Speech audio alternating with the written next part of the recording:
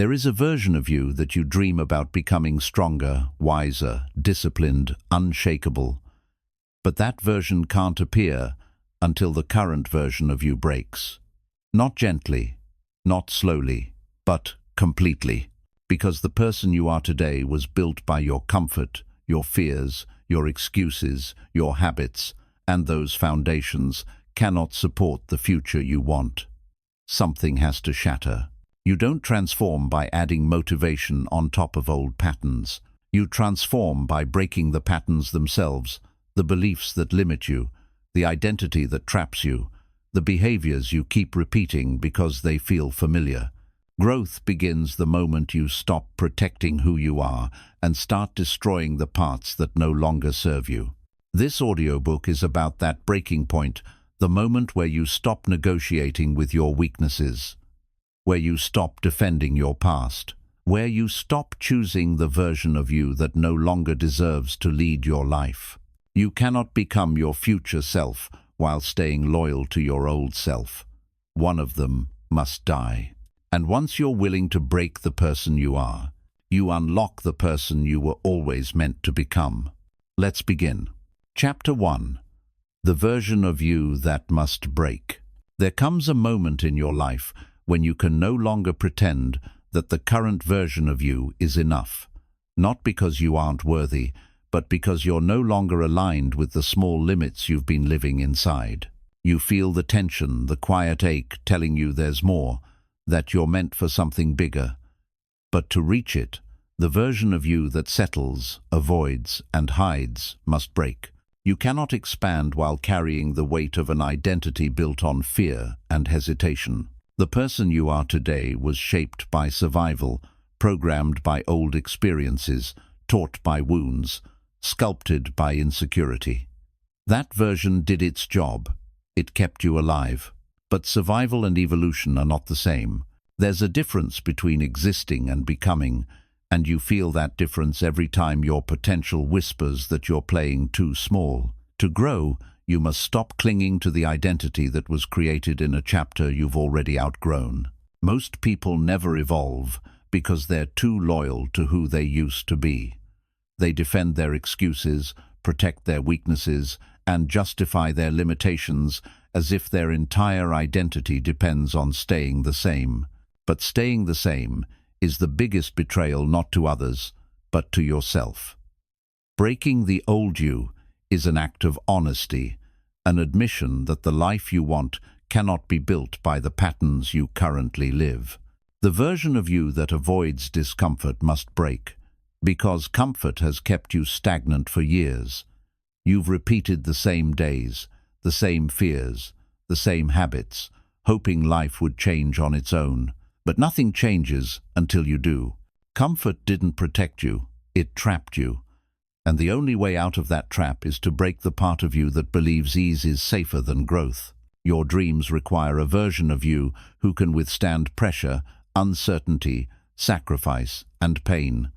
The old you avoids these things, but the future you thrives on them. That is why the breaking must happen, because two identities cannot lead one life. One of them is built for survival, the other is built for greatness, and only one can remain. There is a voice inside you that whispers your potential, but there is another voice that whispers your fears. The old version of you listens to the wrong voice. It believes the lies that say, you're not ready, not capable, not enough. To step into your true strength, you must break the version of you that accepts those lies as reality. When that identity shatters, the truth finally has room to speak. Breaking who you are doesn't mean destroying your entire self. It means destroying the parts that hold you back. The parts that choose instant gratification over long-term gain. The parts that choose distraction over discipline. The parts that choose excuses over action. You are not breaking your essence, you're breaking your limitations. Every powerful transformation begins with a confrontation, a moment where you look in the mirror and admit that the path you're on is too small for the person you're meant to become. That honesty hurts, but it's necessary. Pain is not what breaks you, denial is. The moment you choose truth, the old identity begins to crumble. Growth requires space, and the old you is taking up all of it. The habits, the reactions, the beliefs, the stories, they fill your mental world so completely that nothing new can enter. Breaking the old identity is not about violence. It's about creating space for possibility. A new life cannot grow in a mind committed to its past. Think of a snake shedding its skin. It doesn't shed because the old skin was bad, but because it outgrew it. Transformation is not rejection, it's evolution. You are not betraying the old you. You're acknowledging that you've become too big for that version. Holding on to it would be the betrayal. The old you is built from patterns repeated long enough to become personality. But personality is not identity, it is habit in disguise. And habits can be broken. You must challenge the belief that this is just who I am. No, this is who you practiced being, and you can practice becoming someone different. The version of you that fears change must break, because change is the only path forward. You've spent years preparing, planning, imagining, but the future won't meet you in imagination. It meets you in action. The old you hesitates, the new you moves. That is the difference between a stagnant life and a powerful one. Every time you protect your old identity, you reinforce the walls around your potential. You shrink your world to the size of your fears. But walls can be broken, and they must be, because the life you want is on the other side, waiting for the person you're becoming, not the person you've been. The breaking point is not a moment of destruction, it is a moment of awakening. When you finally see that the limits you once accepted were self-imposed, that you were capable of more all along. Breaking the old you feels like falling apart, but it is actually falling into truth. You cannot rise without friction. You cannot grow without resistance. The old identity resists because it senses its own ending. It will fight, panic, justify, and cling. But that struggle is a sign of progress. The louder the old identity gets, the closer you are to breaking free from it. Breaking who you are is not a dramatic event. It's a daily decision. Every time you act in alignment with your future self, you weaken the hold of your past self. Every disciplined choice is a crack in the old identity. Every courageous action is a hammer against the wall that once confined you. The old you was built through repetition. The breaking of the old you is built the same way through new repetition. New thoughts, new actions, new standards. You destroy the old identity not by force, but by consistency. Identity is shaped by what you do, not by what you intend. The breaking is painful because you're letting go of familiarity. Even unhealthy patterns feel safe when you've lived inside them long enough. But familiarity is not freedom. Familiarity is the chain that convinces you to stay where you are. Breaking the old you means choosing freedom over familiarity. There is a version of you that no longer fits, too small, too scared, too slow, too unsure. That version carried you this far, but cannot take you further. You cannot evolve while dragging an expired identity behind you. It must be released, broken, dissolved, so your true potential can emerge. The breaking point is not the end of you. It is the beginning of the real you. The one who thinks bigger, acts stronger, lives clearer, and refuses to settle. The old identity fractures under pressure, but the new identity is forged in that same pressure. Breaking is not failure, it is rebirth. And when the old you finally breaks, you will feel something you haven't felt in years. Space. Space to grow, to rise, to evolve. Space to become the person your future requires. Space to build a life worthy of your potential. Breaking the old you is the most powerful gift you can give yourself, and the first step toward becoming unstoppable. Chapter 2. How identity holds you back more than fear. Your identity is the invisible blueprint that shapes your entire life, and most people never realize how deeply it controls them. You don't act based on your potential, you act based on who you believe you are. If your identity is small, your choices stay small. If your identity is wounded, your future remains limited. Fear doesn't hold you back nearly as much as the story you tell yourself about who you are allowed to become. Fear is temporary, but identity is constant. Fear comes in moments, but identity guides every moment. When you believe you're not capable, you make choices that reflect that belief. When you believe you're unworthy, you chase things beneath your potential. When you believe you're destined to fail, you sabotage opportunities before they even begin. Your identity becomes the silent puppeteer of your life. Most people can push past fear for a moment, but they cannot push past a false identity that has been built over years. Fear you can fight. Identity you protect, even when it's hurting you. You defend your comfort zone, your habits, your excuses, because they feel like home. You cling to the version of you that feels familiar, even when that familiarity has become a cage. Identity holds you back by convincing you that change is a threat, not a possibility. It whispers that stepping into a stronger version of yourself is a betrayal of the past. It tells you to stay loyal to the weaker version of you, because that version feels safe. But the truth is, the old identity isn't protecting you, it's suffocating you. Fear of failure is nothing compared to fear of becoming someone new. Because becoming someone new means admitting the old you wasn't enough for the life you want. That realization is painful, but it's also liberating. It means you finally understand that your life has been limited not by circumstance, but by self-perception. Identity becomes a prison when you mistake history for destiny. You assume your past defines your limits, your worth, your abilities. You treat mistakes as labels instead of lessons. You treat trauma as a personality instead of an experience. You let old stories write new chapters.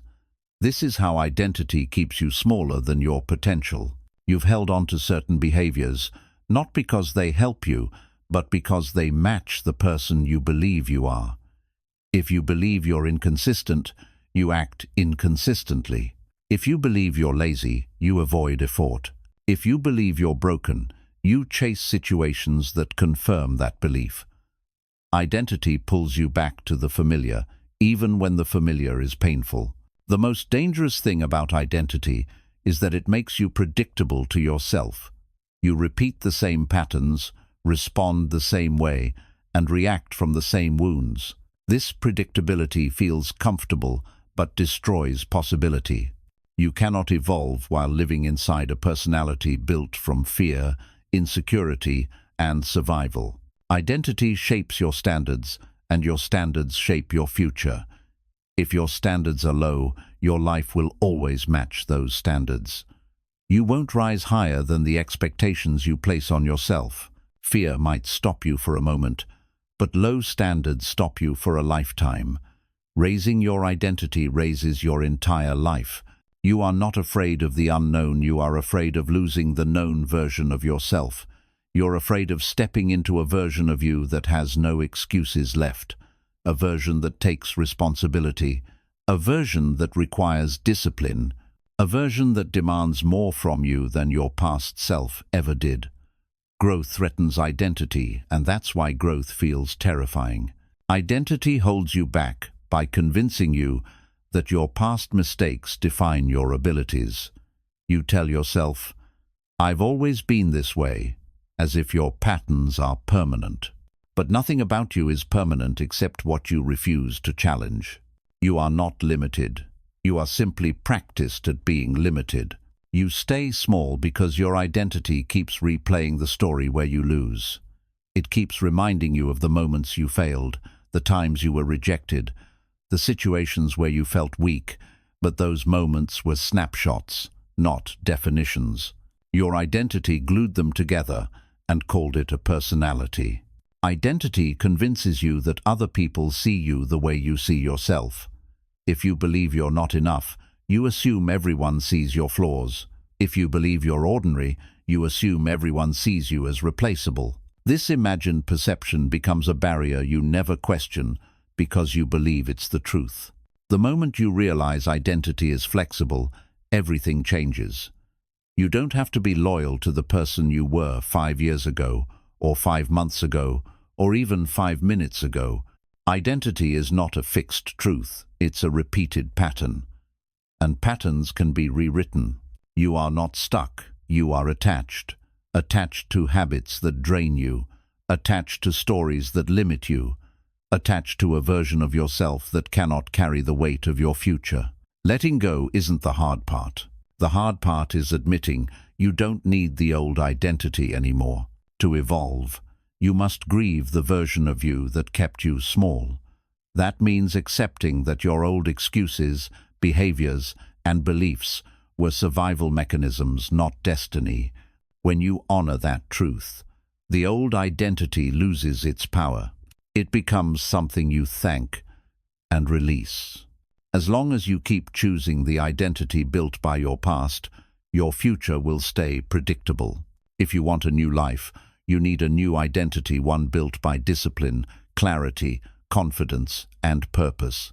Nothing changes until your identity changes, because identity decides what you tolerate and what you demand.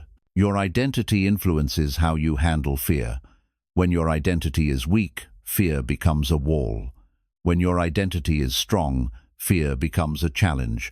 The difference is not the fear, the difference is the person facing it. Strength doesn't come from eliminating fear, but from becoming someone who can move through it.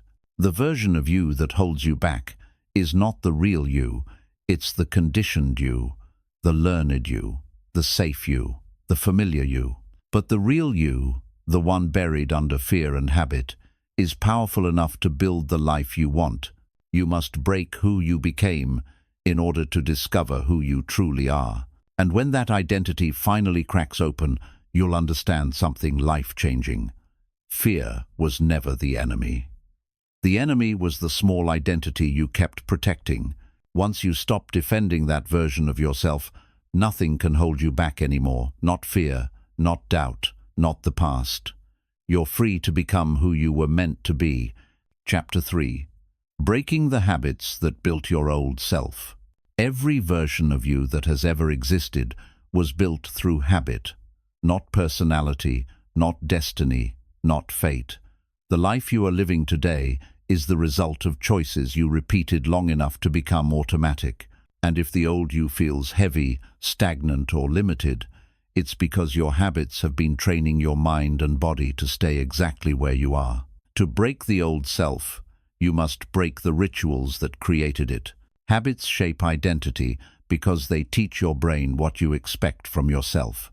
A person who repeatedly avoids difficulty becomes someone who believes they can't handle pressure. A person who repeatedly chooses comfort becomes someone who fears discomfort. And a person who repeatedly hesitates becomes someone who assumes they're incapable. Breaking these patterns is how you rewrite who you are. Most bad habits don't start as choices. They start as coping mechanisms. You didn't choose distraction. You chose escape from stress. You didn't choose procrastination. You chose temporary relief from discomfort. You didn't choose self-sabotage. You chose familiarity over risk. But the cost of these habits is high. They quietly build a version of you that fears the very life you want to create. The danger of habit is that it trains your brain to believe your repeated actions are your identity. When you avoid responsibility long enough, your mind labels you as irresponsible. When you avoid effort long enough, your mind labels you as lazy. When you avoid challenge long enough, your mind labels you as fragile. Breaking the habit means breaking the label that keeps you small. One of the hardest truths to accept is that your future depends less on what you want and more on what you repeatedly do. Wanting success without building the habits that support success is like wanting strength without ever lifting weight. You cannot hope your way into a new identity. You must construct it through consistent pattern breaking. To break the habits of the old self, you must first become aware of them. Not in a vague way, but with brutal honesty. Notice the rituals that drain your time, the behaviors that numb your ambition, the routines that keep you asleep in your own life. Awareness is painful, but it's the first crack in the foundation of the old identity. Breaking a habit doesn't require dramatic transformation, it requires interruption. Every time you catch yourself repeating an old pattern and choose differently, you weaken the power of that habit. One interruption becomes two, two becomes 10, 10 becomes a new reality. Change is built through repeated micro-rebellions against who you used to be. Your habits are not random. They are emotional responses disguised as routines. You scroll when you're overwhelmed. You procrastinate when you're afraid. You overthink when you don't trust yourself.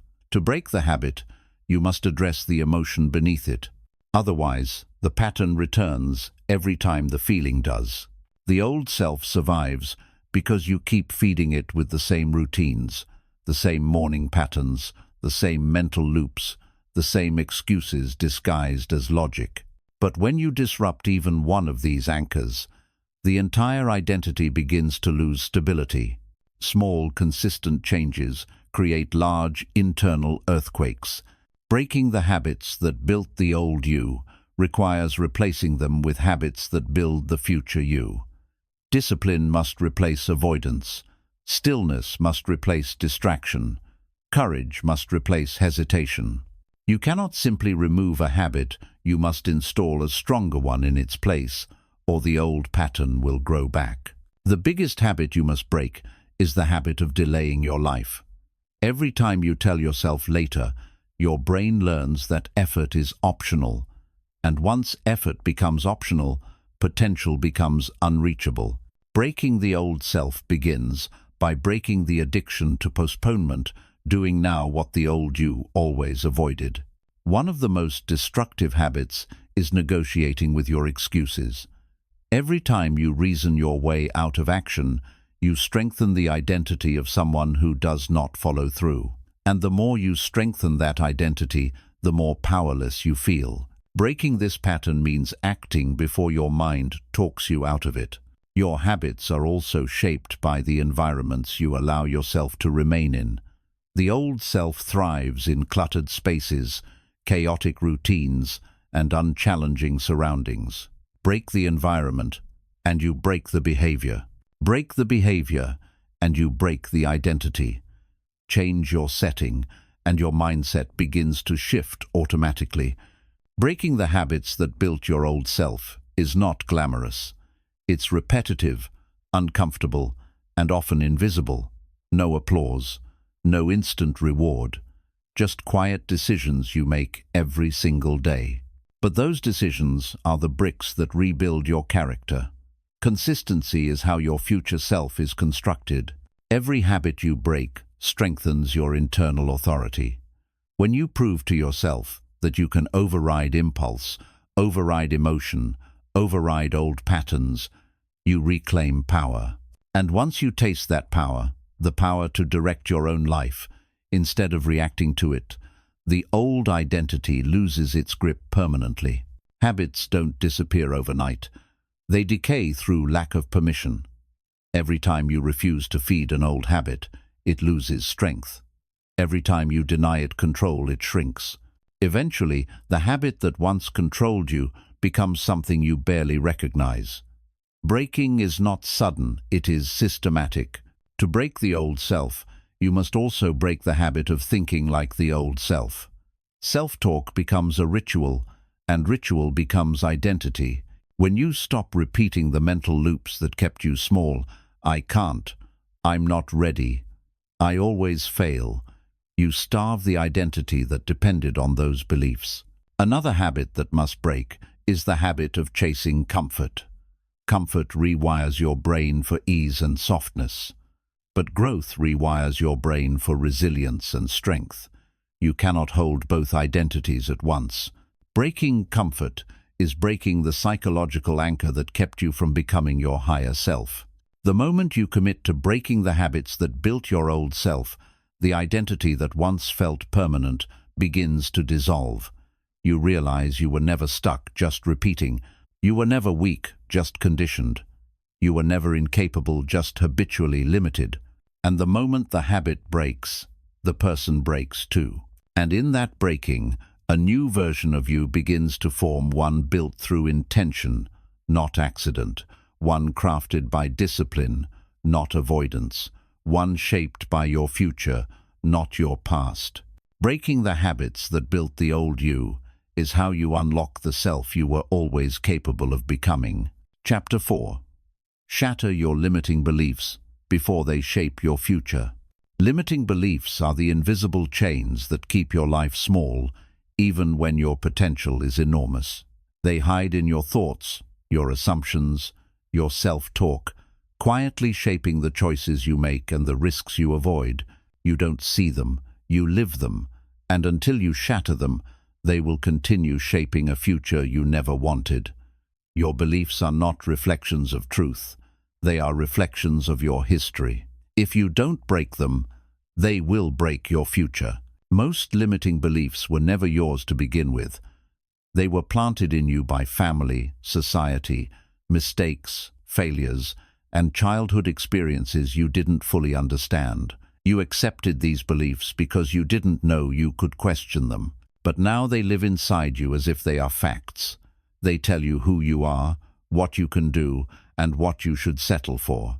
Breaking them requires unlearning who you were told to be. A limiting belief is dangerous because it feels like reality.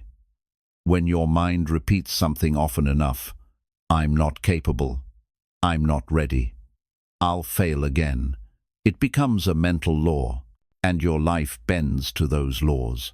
You stop trying, stop dreaming, stop taking risks. You build your world around a lie. Shattering limiting beliefs means tearing down the mental laws that have quietly imprisoned your potential. Every belief you hold is either a doorway or a wall.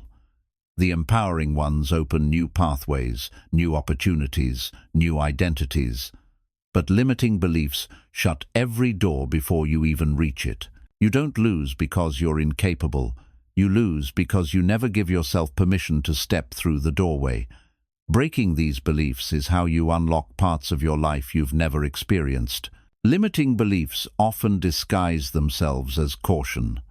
They tell you they're protecting you from pain, embarrassment, or failure. But what they're really protecting is the old identity, the version of you that learned to fear, not the version ready to rise. Your beliefs aren't guarding your future, they're guarding your past. Breaking them is how you reclaim your destiny. Fear does not hold you back, the belief behind the fear does. You don't fear failure itself. You fear what you believe failure says about you. You don't fear success. You fear the belief that you're not worthy of it. Fear is just the emotion. The limiting belief is the cage. Break the belief and the fear evaporates. Every time you repeat a limiting belief, you reinforce a future where that belief becomes true. The mind seeks proof for whatever you believe. If you believe you're not disciplined, you'll notice every moment you slip. If you believe you're unlucky, you'll highlight every setback. If you believe you're unworthy, you'll sabotage anything good. Your beliefs create a filter that decides which future you see. To shatter limiting beliefs, you must challenge their legitimacy. Ask yourself, who told me this? When did I accept this? Why do I still believe it? Most beliefs crumble under examination because they were never rooted in truth, just fear and repetition. Awareness is the first hammer strike against the wall. Limiting beliefs turn your identity into a script. You replay the same patterns, react the same way, and expect the same outcomes because your belief system has already predicted the ending. But your life is not a script. You have the power to rewrite it at any time. Breaking beliefs is how you reclaim authorship. Your beliefs shape your standards, and your standards shape your destiny. A person who believes they deserve mediocre effort will never demand excellence from themselves. A person who believes they deserve struggle will never pursue ease or abundance. Raise your beliefs, and your standards rise with them. Rise your standards, and your life transforms. Limiting beliefs make you fear beginnings. They convince you that starting is pointless because the outcome is predetermined, so you avoid trying altogether. But that avoidance doesn't protect you, it robs you. You lose opportunities, growth, and experiences you were capable of achieving. Shattering these beliefs frees you to begin again with strength instead of fear. Your beliefs also dictate how much discomfort you're willing to endure. If you believe you're fragile, you avoid challenge. If you believe you're incapable, you avoid difficulty. But once you break these beliefs, challenge becomes training, not threat. Growth becomes exciting, not frightening. Your life expands as your inner story expands. Limiting beliefs are often inherited through observation, not intention. You watched someone you loved settle, shrink, or fear the world, and you learned to mimic their limits. But their reality is not your fate. You can break the generational script by refusing to adopt the beliefs that kept them small. The chain ends with you. One of the most destructive limiting beliefs is the idea that you must stay consistent with who you used to be. You think changing your mind, your path, or your identity makes you a hypocrite. But staying loyal to an outdated version of yourself is the true hypocrisy, betraying your future to protect your past. Break the belief that you must remain the same. Shattering limiting beliefs requires emotional courage. When a belief breaks, the identity built around it cracks too. You lose the excuses that once comforted you. You lose the stories that once protected you. But this loss is liberation. You are not losing yourself. You are losing the version of you that was holding your life hostage. Every belief has a physical impact. Limiting beliefs shrink your body language, your tone, your posture, your willingness to act. When you break a belief, your entire physiology shifts. You stand differently, speak differently, move differently. Your body reflects your internal freedom. Transformation begins in the mind and radiates outward. Limiting beliefs thrive in silence. They grow stronger when you never question them, never say them out loud, never confront their absurdity. But once you expose them to awareness, their power dissolves. Speak your beliefs. Challenge them. Replace them. Your mind becomes obedient to whatever narrative you repeat consistently. Your beliefs also determine what you tolerate. If you believe you deserve little, you accept little. If you believe you deserve respect, you demand it. If you believe you deserve growth, you seek it relentlessly. Breaking limiting beliefs raises your minimum standard, and your minimum standard becomes the filter for every decision you make. The most painful belief you must break is the belief that your past mistakes define your future possibilities. Your past is a lesson, not a sentence. You are not the same person who made those choices. You are the person who learned from them. Break the belief that your past is a life sentence. It is only a chapter. Limiting beliefs often disguise themselves as identity statements. I'm just not that type of person. I've never been good at this. I'm not the kind of person who succeeds. These statements sound like truth, but they are just old pain wearing the mask of personality. You are not your patterns, you are the awareness capable of changing them. You break limiting beliefs not by thinking differently once, but by choosing differently repeatedly. Every time you act against an old belief, you weaken it. Every choice becomes a crack in the wall. Eventually, the belief that once felt permanent collapses under the weight of your new actions. Your beliefs also dictate your emotional reactions. If you believe you're unlovable, you interpret kindness as suspicion. If you believe you're incapable, you interpret opportunity as threat. If you believe you're destined to fail, you interpret effort as pointless. Break the belief, and your emotional world begins to heal. Limiting beliefs thrive in comparison. When you measure yourself by someone else's progress, you reinforce the belief that you're behind or unworthy. But comparison is a lens that distorts reality. The belief that others are ahead robs you of appreciating the path uniquely meant for you. Break the comparison belief, and you reclaim your pace. One of the greatest beliefs to shatter is the belief that you need to feel ready before you act. Readiness is an illusion built by fear. Nobody feels ready. People simply act and allow readiness to develop through experience. Break this belief, and action becomes easier than hesitation. Limiting beliefs often grow stronger during moments of failure. You fail once, and your belief says, "This is proof you'll always fail." But failure is not proof of limitation, it's proof of attempt.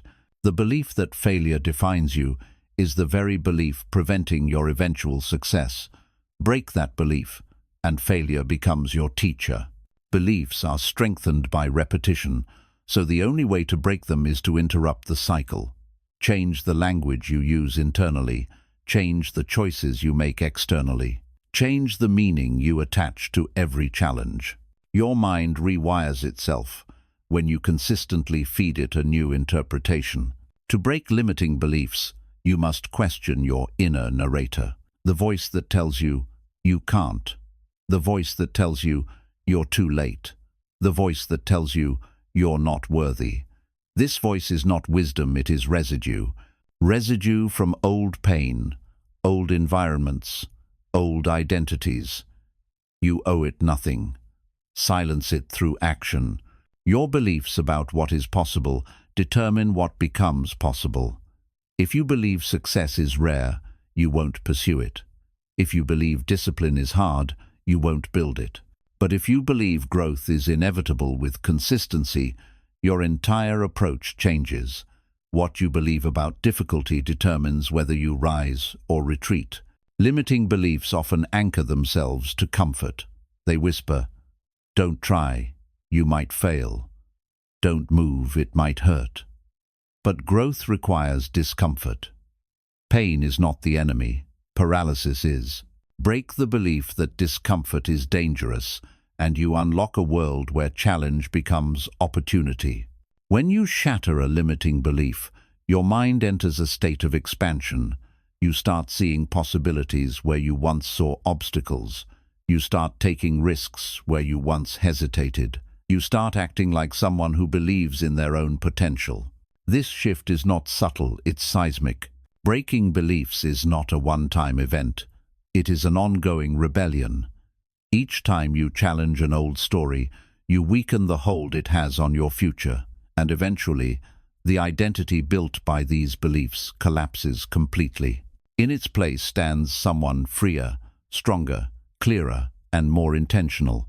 The most powerful belief you can break is the belief that you are stuck.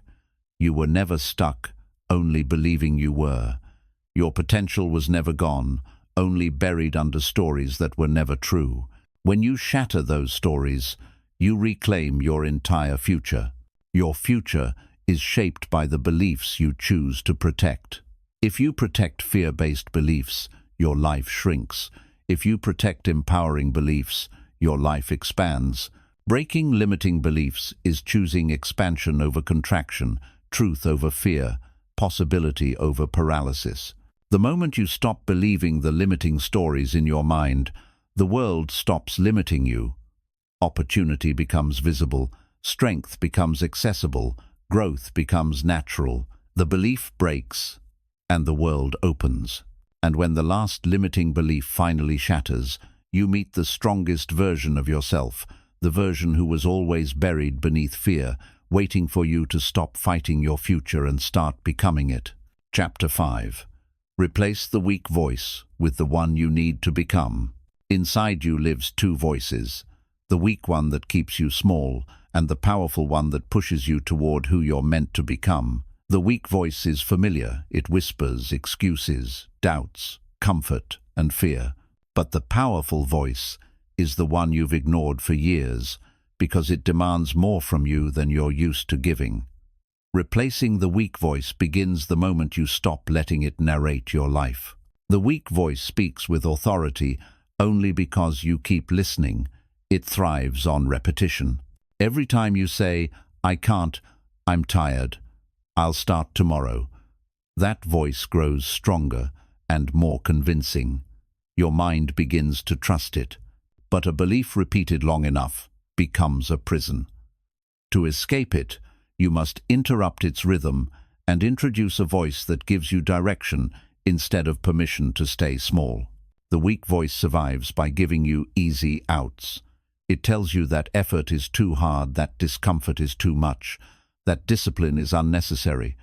It convinces you that you're safer doing nothing, but safety is the illusion that keeps your potential buried. Replacing that voice requires confronting the truth.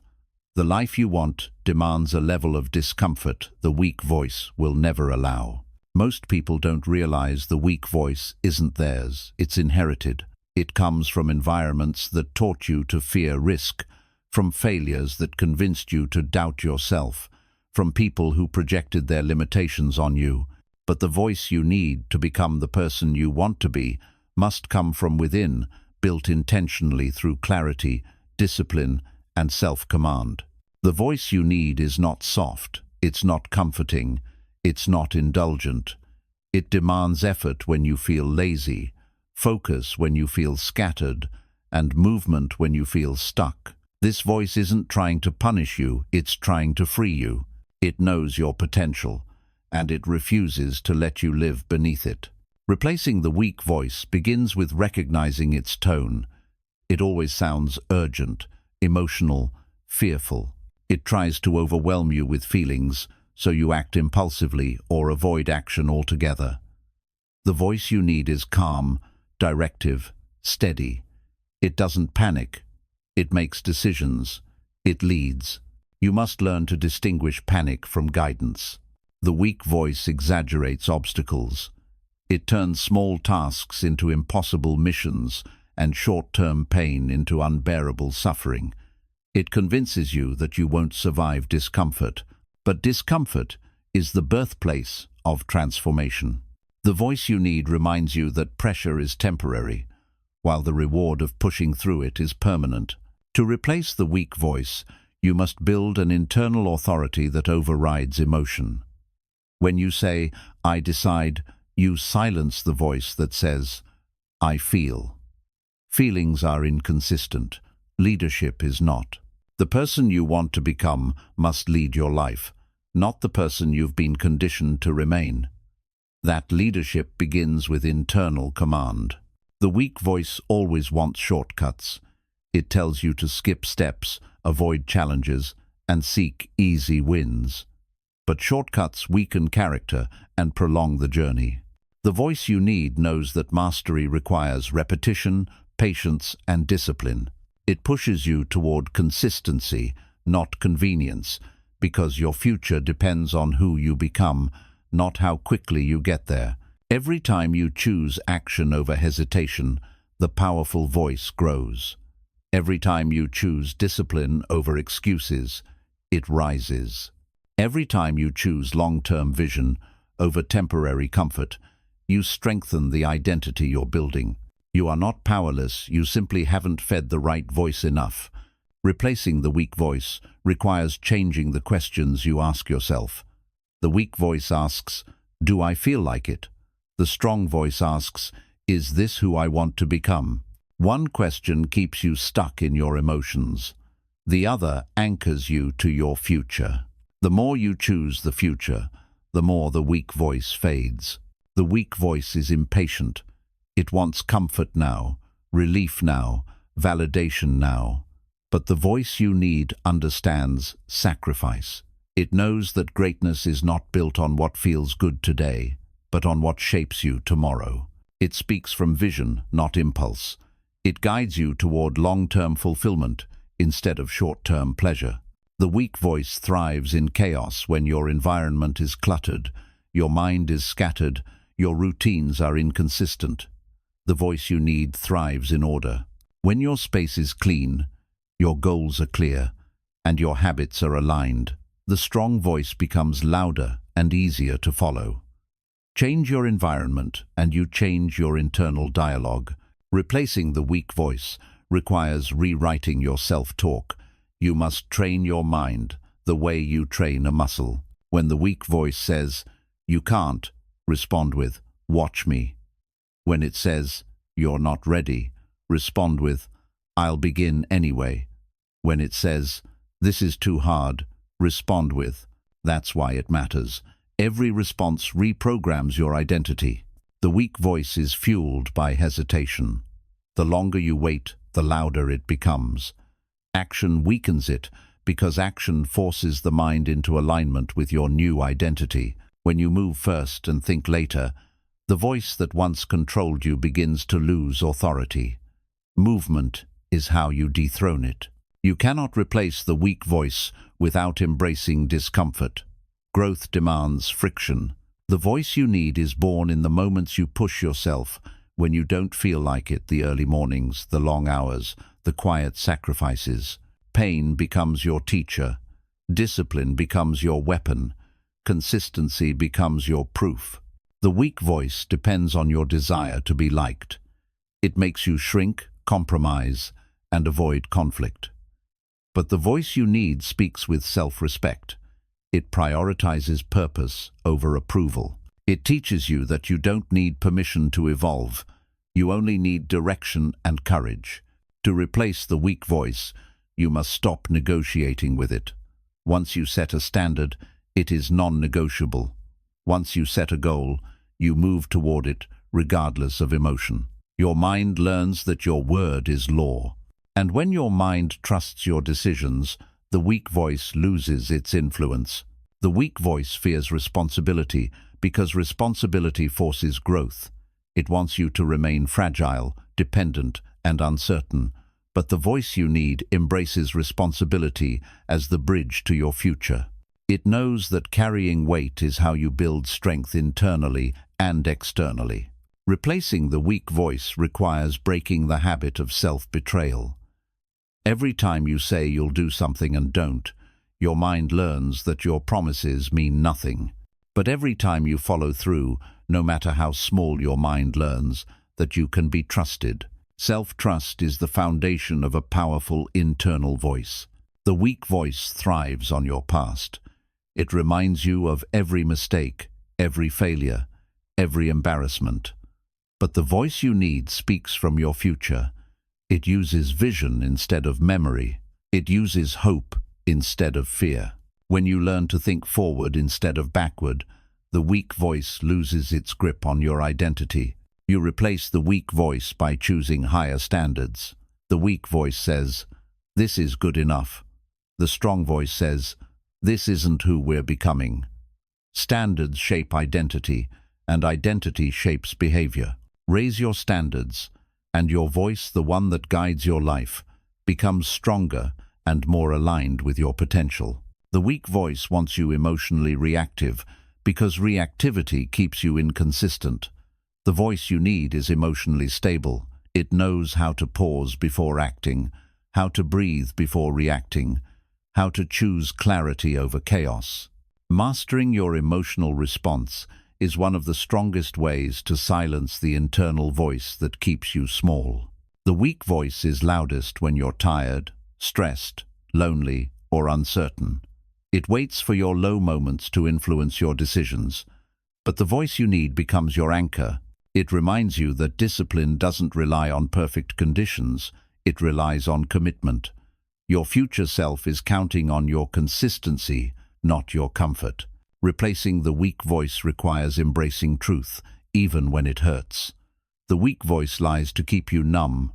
It says, the effort isn't worth it, that your dreams are unrealistic, that change is too difficult. But the voice you need speaks truth.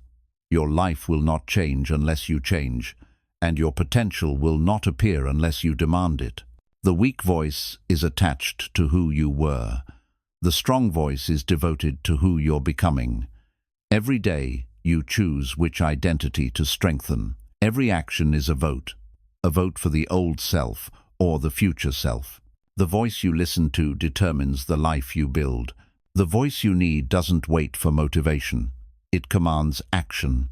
It knows that movement creates momentum, and momentum creates identity.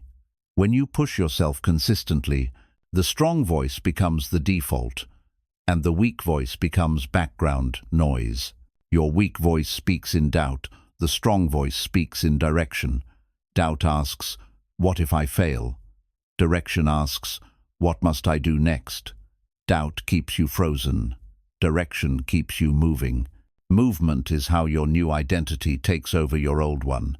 Replacing the weak voice also requires removing the people who feed it. Some relationships reinforce your limitations. Some environments strengthen your excuses. When you distance yourself from influences that keep you small, the strong voice finally has room to speak.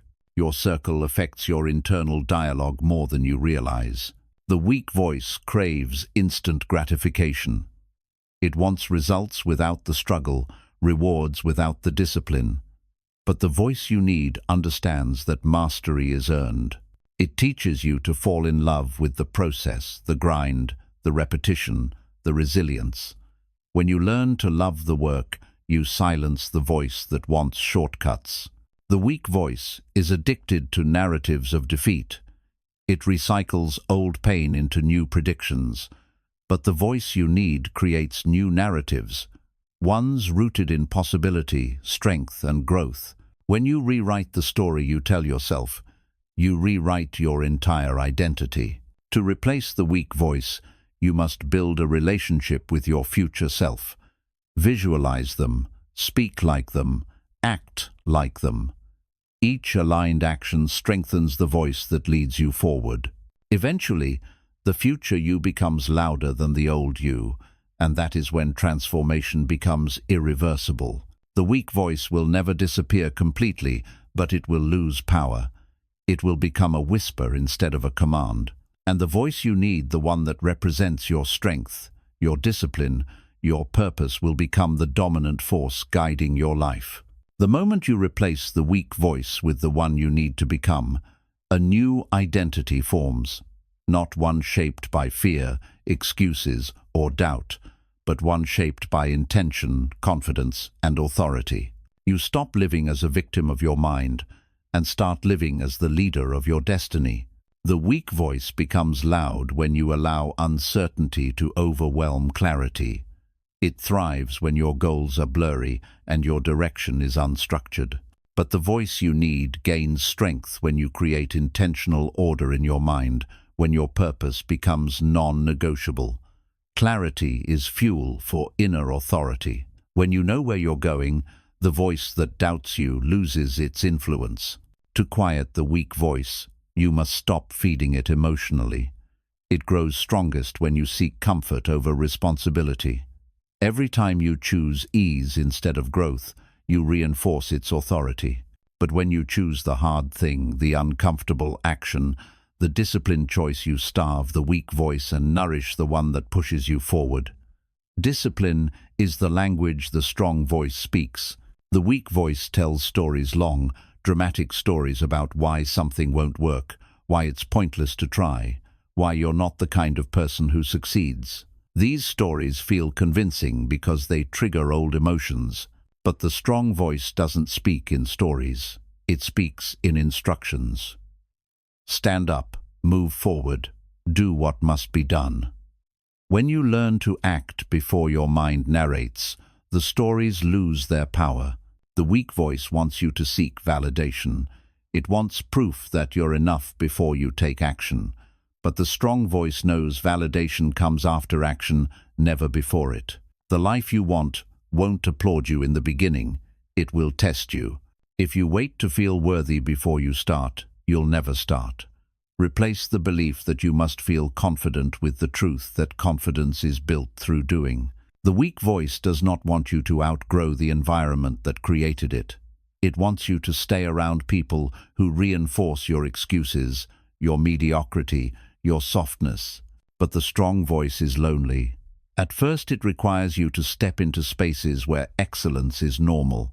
Surround yourself with discipline, and your inner dialogue begins to rise to that level. The weak voice collapses under pressure. When things get difficult, it whispers reasons to quit. But the strong voice grows under pressure.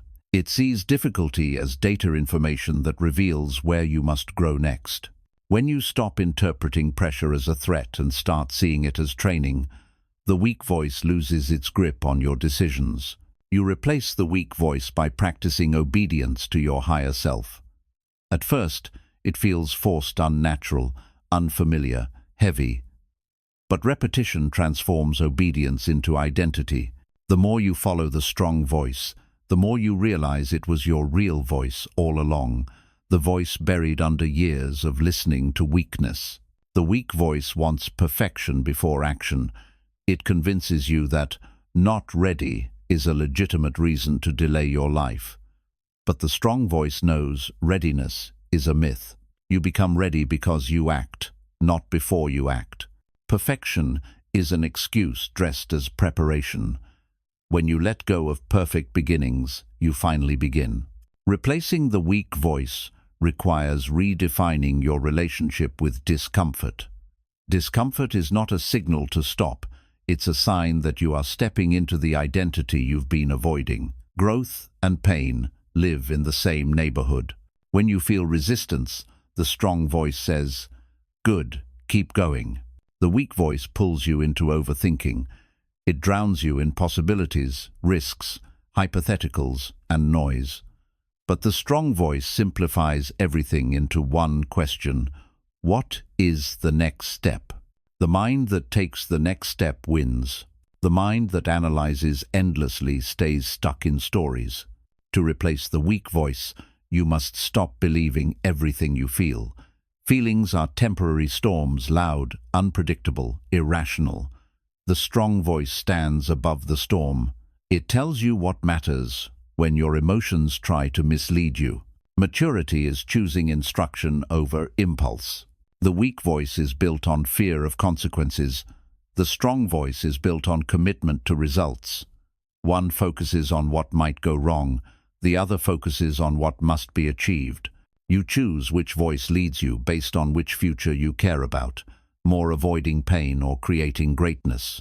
The weak voice clings to identity. It says, "This is just who I am." It treats your past as a blueprint instead of a lesson. But the strong voice treats identity as clay, shapeable, moldable, transformable. You are not fixed. You are becoming. The strong voice demands you act like someone who evolves. One of the most powerful ways to replace the weak voice is through consistent self-respect.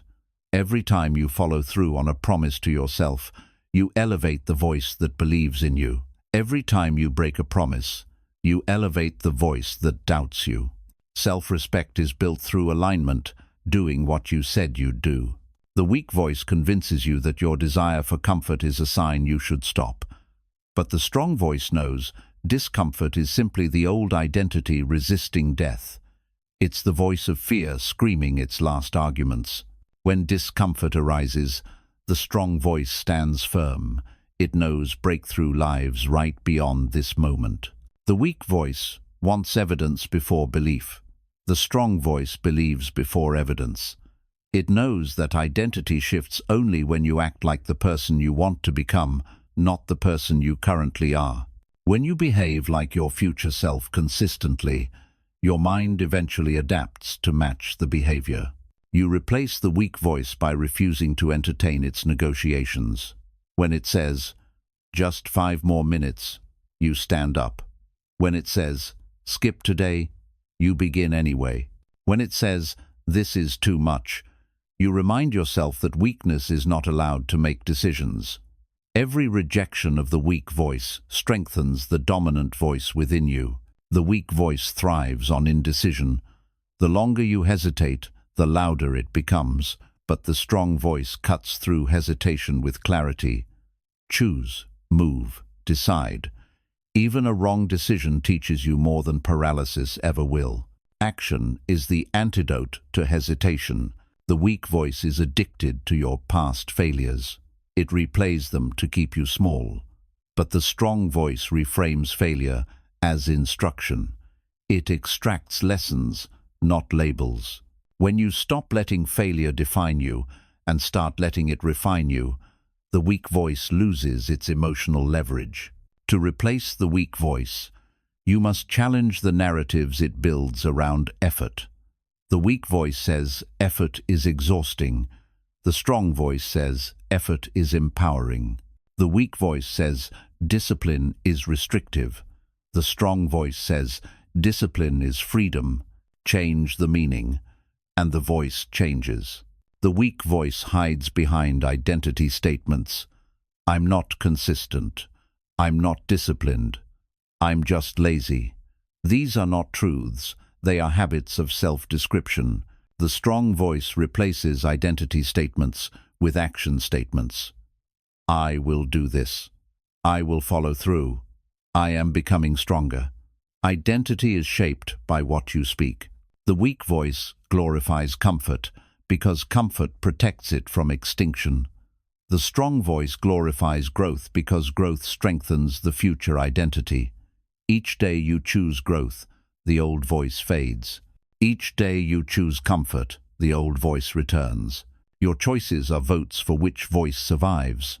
The weak voice speaks loudly when you're alone, because solitude exposes your thoughts. But the strong voice thrives in solitude, because it knows your internal world is where transformation begins. Silence does not have to be a battlefield, it can be a training ground. To replace the weak voice, you must stop rewarding it with obedience. When it says quit and you quit, it becomes stronger. When it says rest and you rest unnecessarily, it becomes louder. But when you say no to weakness repeatedly, your brain learns a new hierarchy. The future self is in charge now. The weak voice wants guarantees. It fears the unknown.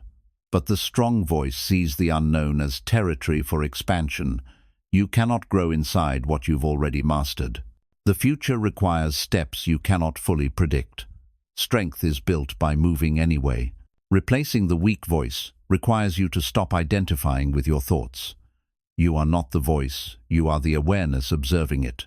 When you realize this, you gain the power to choose which voice becomes your identity. Awareness creates space, and space creates freedom. The weak voice is emotional. The strong voice is intentional. Emotion is temporary. Intention is enduring. When you make decisions based on intention rather than feeling, you train yourself to operate from identity instead of impulse. This is how you create consistency in an inconsistent mind. The weak voice often masquerades as kindness.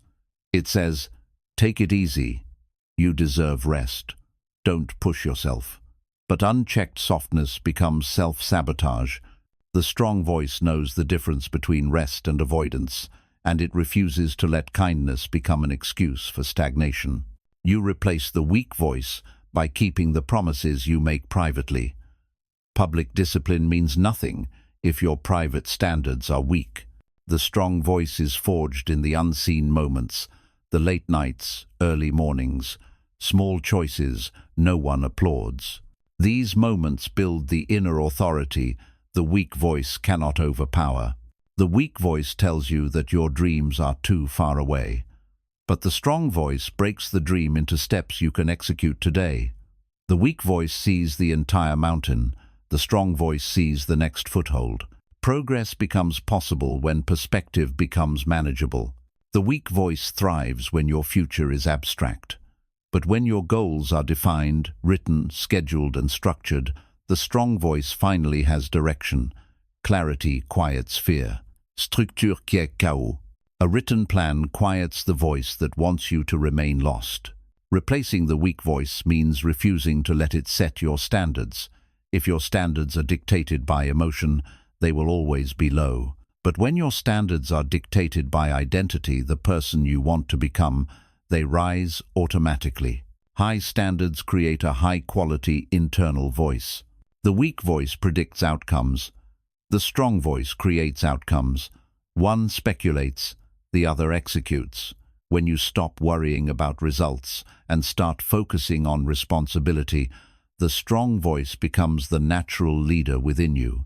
One of the most powerful ways to replace the weak voice is through physical action. Movement changes your emotional state, your mental clarity, and your inner dialogue. When you prove to your body that you can push through resistance, your mind follows. Action is the ultimate form of self-rewriting. The weak voice anchors you to the identity you must leave behind, but the strong voice pulls you toward the identity you're meant to embody. Growth is simply the tug-of-war between these two voices. Your future depends on which one you feed. The weak voice dies slowly, one choice at a time, but the strong voice is built the same way. Every decision becomes a vote for the version of yourself you want to strengthen.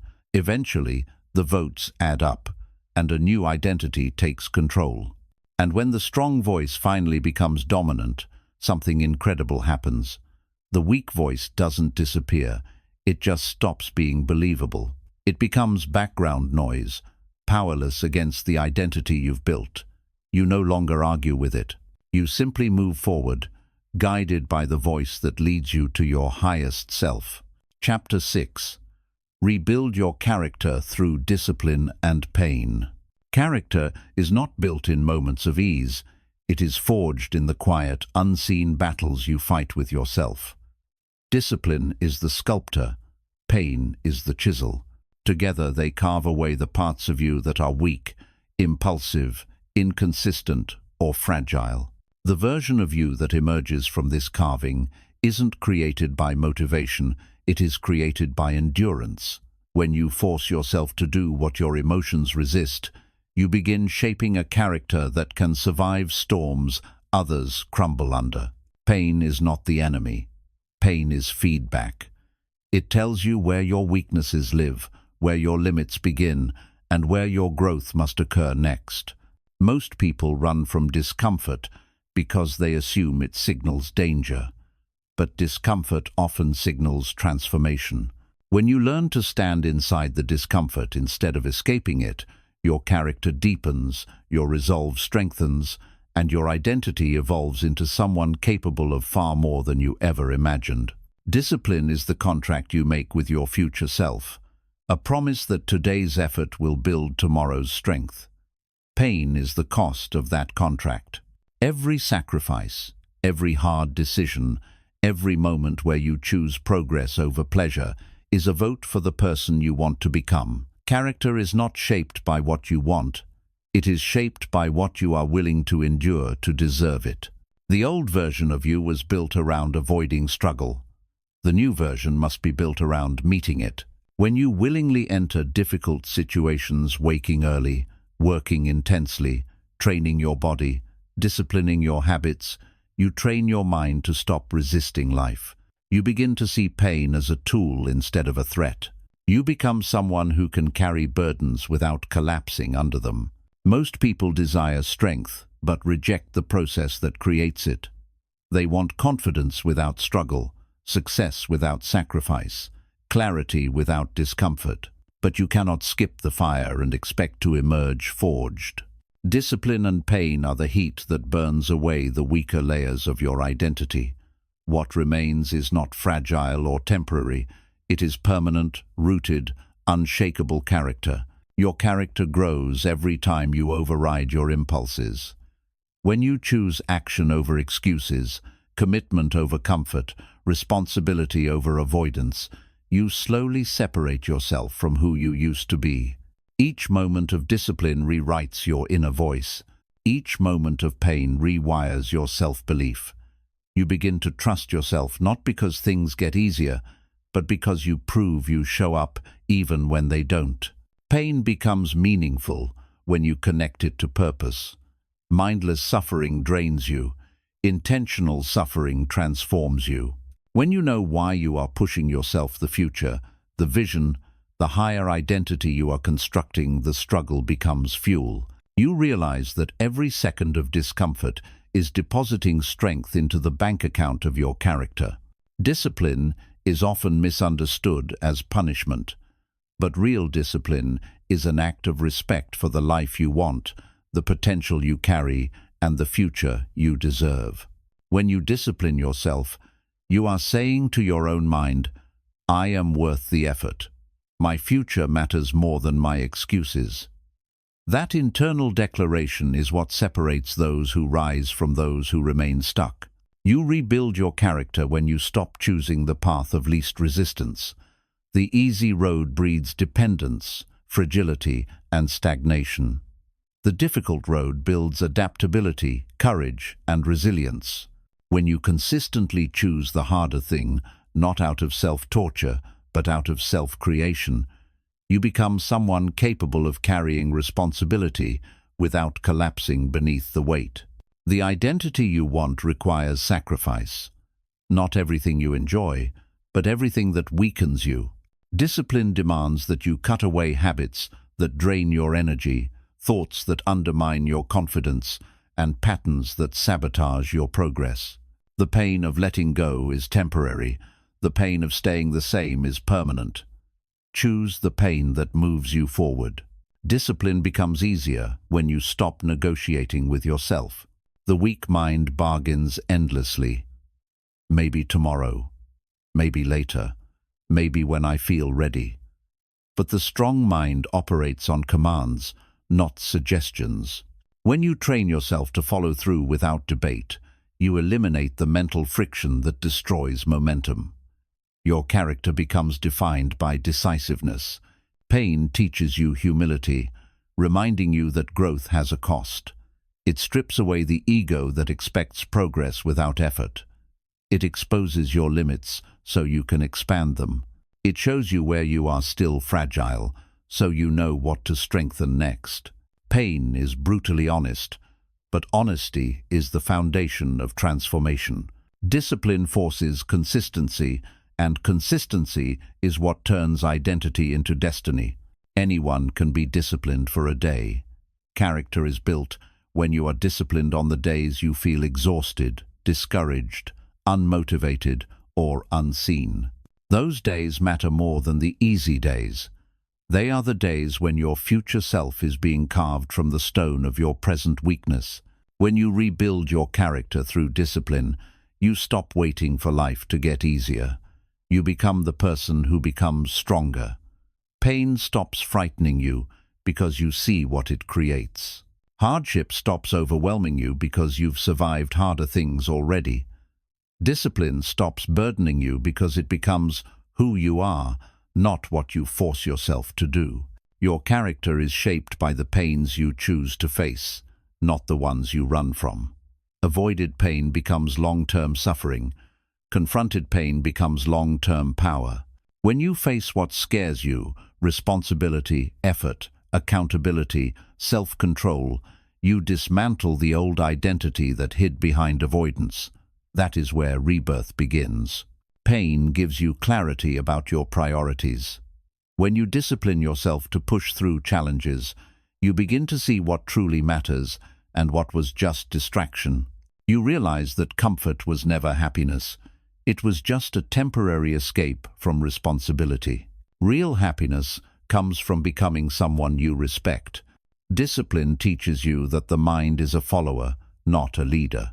When you act despite resistance, your feelings adjust to your decisions. You stop being led by moods and start being led by principles. That shift is what separates people who drift from people who rise. Pain introduces you to your deeper strengths, the strength to endure, to rise again, to push past your imagined limits. Most people never discover these strengths because they avoid any situation that might reveal them. But you cannot know your true capacity until you willingly walk into discomfort and remain there long enough to grow. You rebuild character by learning to suffer with intention. Not recklessly, not endlessly, but purposefully. When you suffer with purpose, your endurance increases, your tolerance expands, and your identity transforms. You begin to choose long-term fulfillment over short-term relief, and that choice rewires everything about you.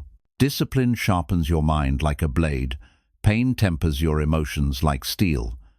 Together, they create a version of you that is mentally strong, emotionally stable, and spiritually unshakable.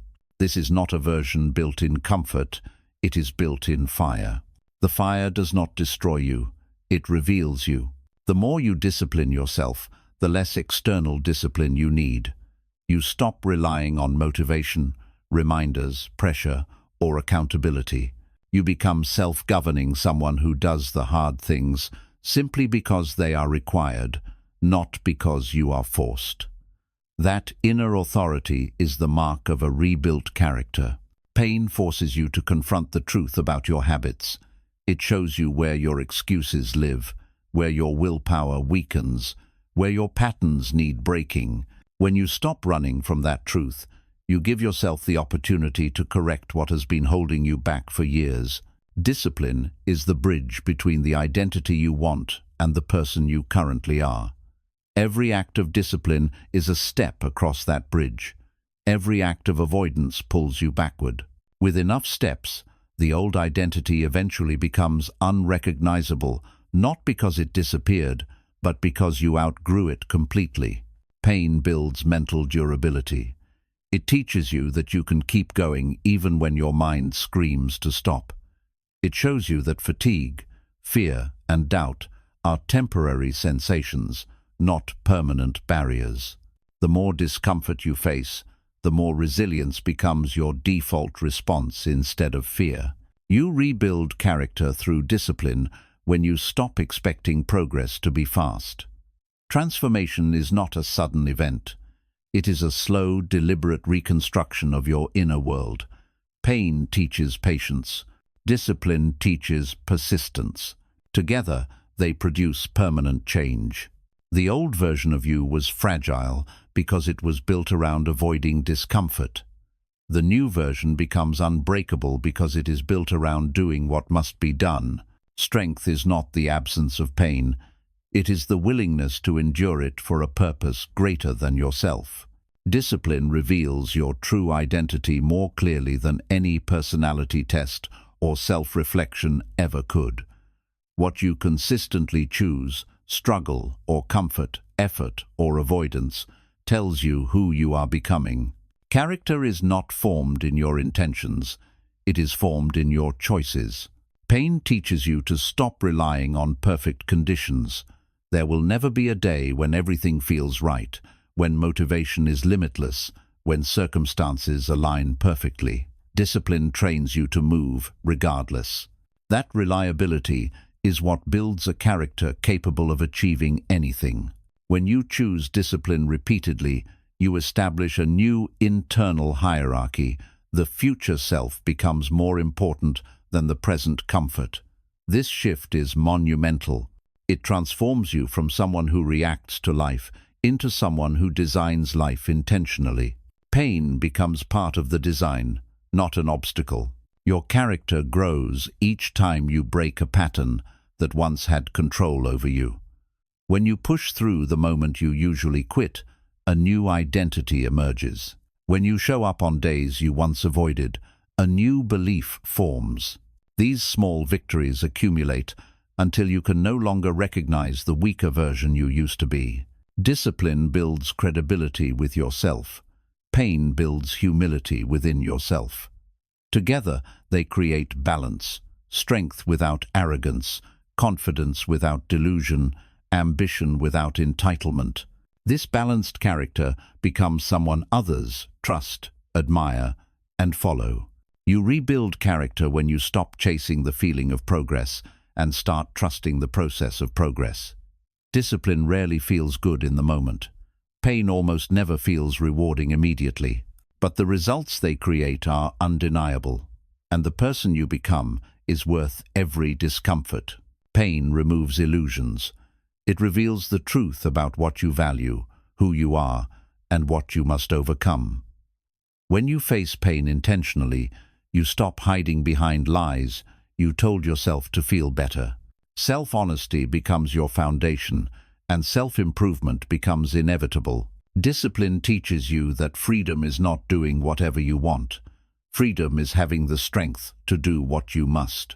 The stronger your character becomes, the more choices you gain in life, because you are no longer imprisoned by weakness, distraction, or fear.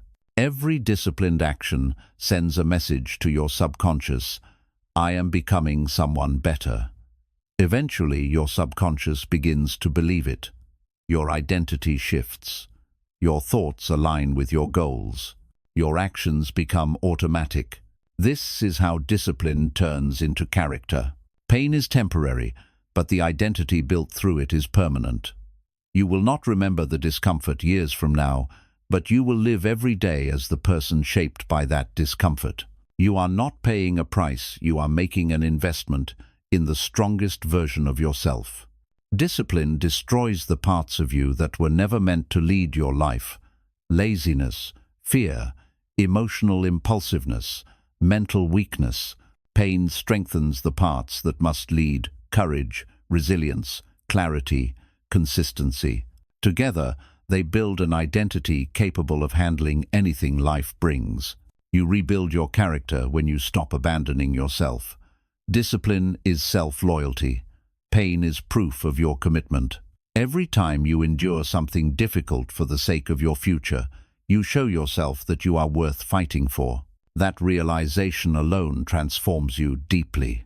The person you become after rebuilding yourself through discipline and pain is someone who no longer runs from challenge, no longer fears growth, and no longer negotiates with weakness. You develop a calm, grounded strength, the kind that cannot be bought, faked, or handed to you. It is earned one painful step at a time, and eventually you realize something powerful. The pain didn't break you, it built you. The discipline didn't restrict you, it freed you. You became someone the old you could never have imagined. Stronger, clearer, more resilient, more capable. This is the character forged in fire. This is the identity born from discipline. This is the version of you who is ready to rise. Discipline grows strongest when no one is watching you. Those silent hours when you push yourself without applause are the moments that mold your identity. When you work without validation, without witnesses, without recognition, you prove that your commitment is real. Pain becomes a private instructor, shaping you in ways that public effort never could. True transformation happens in the shadows before it is ever seen in the light. There comes a moment when discipline stops feeling like punishment and starts feeling like alignment. You begin to recognize that the pain you endure is not hurting you, it is refining you. It polishes your patience, sharpens your purpose, and clears the fog of confusion that held you back for years. The discomfort becomes something you expect, something you welcome, because you finally understand its purpose. Every disciplined action sends a message to your old identity that it no longer has authority over you. The patterns that once dictated your behavior grow weaker each time you break them. At first, the resistance feels overwhelming, but with repetition, the balance shifts. The old you begins to lose its grip. The new you rises with every act of self-control, every sacrifice, every moment of chosen difficulty. Pain teaches you to respect the process instead of rushing toward the reward. When you stop demanding instant results, you free yourself from disappointment and anxiety. Discipline trains you to think long-term, to act for the sake of growth, not gratification. You stop needing life to be perfect and start mastering life as it is. That shift alone elevates your entire character. When you willingly embrace difficult tasks, you develop a sense of inner strength that cannot be shaken by external challenges. You start to trust yourself in ways you never trusted before. You realize that if you can overcome your own resistance, you can overcome anything in the world. Confidence is not built in comfort, it is built in the moments that test your mental endurance. Through discipline, you learn that excuses are simply negotiations with weakness. They offer temporary relief, but long-term regret. When you stop giving excuses power, you reclaim authority over your decisions. You become someone whose actions are not controlled by moods, fatigue, or convenience.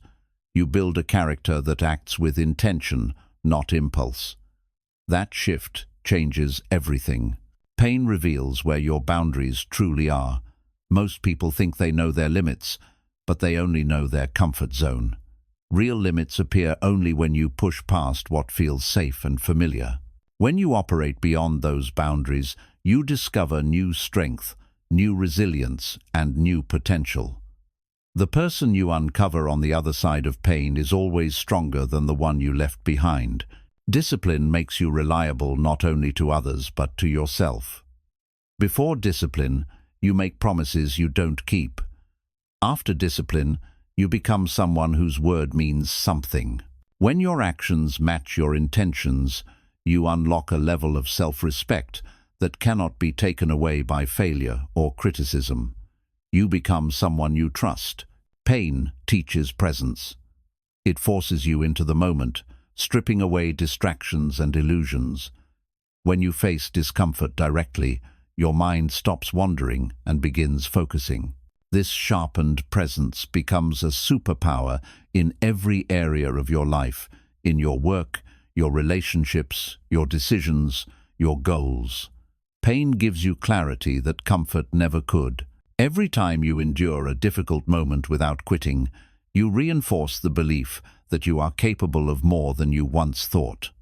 These micro-proofs accumulate, building an inner narrative of strength. That narrative becomes your identity. Soon, discipline isn't something you force. It becomes your natural response to challenge. Pain becomes a familiar companion on the path to progress. There is a unique silence that comes with disciplined effort, a quiet that calms the noise of doubt and fear. In that silence, you find yourself. You hear the voice of your future self more clearly. You sense the gap between who you are and who you want to be, and you begin bridging it with every hard choice. This silence becomes sacred, a sanctuary for your growth. Pain exposes the shortcuts you used to take. It forces you to confront where you cut corners, avoided responsibility, or hid behind excuses. When you face that truth without running, you gain the ability to correct it.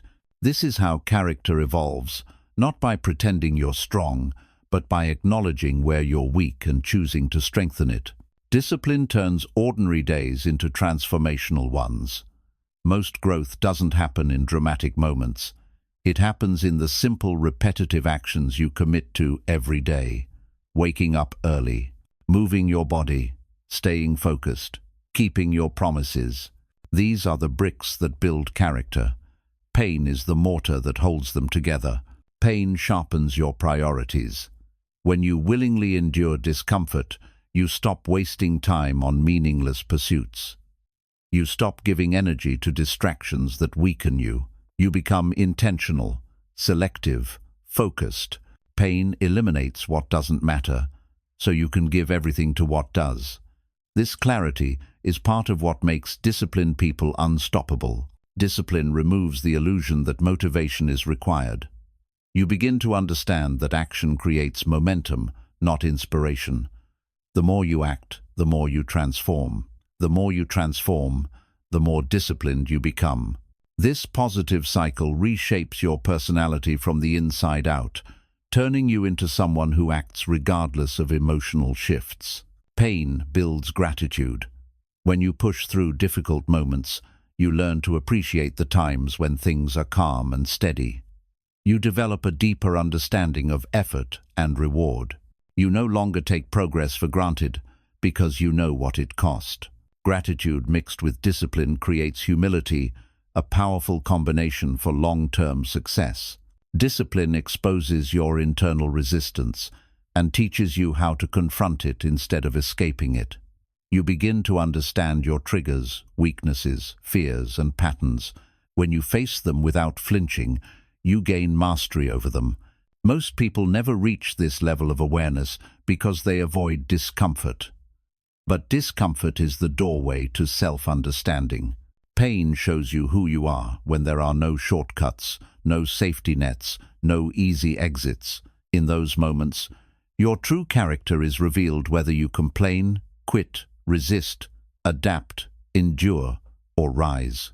The more you face these moments, the more resilient your character becomes. Eventually, you stop breaking in pressure and start transforming under it. Discipline teaches you to carry weight without collapsing.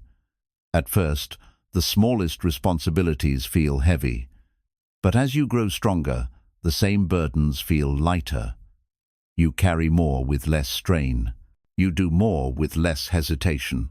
Life stops overwhelming you because you become someone capable of handling more than you ever thought possible. Pain builds perspective. What once felt unbearable eventually becomes manageable.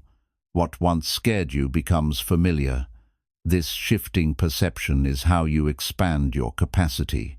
Your mind learns that fear is temporary, fatigue is temporary, discomfort is temporary, but the growth they produce is permanent. Discipline strengthens your emotional stability. When you learn to push through resistance, you stop letting emotions dictate your actions. You act based on principles, not feelings. You no longer crumble under stress or break under pressure. Your emotional world becomes anchored, grounded, balanced. This stability becomes one of your greatest strengths. Pain reminds you that transformation has a cost. Every inch of progress requires effort, sacrifice, and endurance. But the price of staying the same is far higher. When you understand this truth, you stop fearing pain. You start fearing stagnation. You begin choosing the struggle that leads to strength over the comfort that leads to regret. Discipline trains your mind to stay committed even when the path becomes difficult. Most people quit not because they can't succeed, but because they don't stay long enough to see the results of their effort. When you stay committed through discomfort, you enter a rare category of people who don't just dream, they finish. Pain makes you aware of your resilience. The human mind always underestimates its own strength until it is tested. When you push through resistance, you confront your true potential, a potential that was buried beneath fear, laziness, or doubt. This realization changes how you see yourself forever. Discipline reduces chaos. When your habits are structured, your decisions become simpler. You remove uncertainty, avoid confusion, and eliminate indecision. Pain becomes part of the routine, an expected element, not a crisis. This stability makes you calm under pressure and efficient in chaos. Pain becomes meaningful when you attach it to purpose. Suffering without purpose feels unbearable. Suffering with purpose feels noble. The moment you align your discomfort with your future identity, the struggle becomes a badge of honor. You begin to carry it differently with pride instead of frustration. Discipline creates identity. Each time you choose structure over messiness, effort over laziness, clarity over distraction, you reinforce the belief that you are someone who does hard things. Identity rooted in discipline never collapses.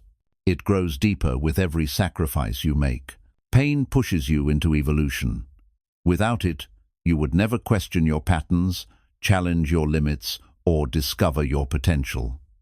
Pain forces introspection. It forces adaptation. It forces you to become someone capable of handling more than yesterday's version of you ever could.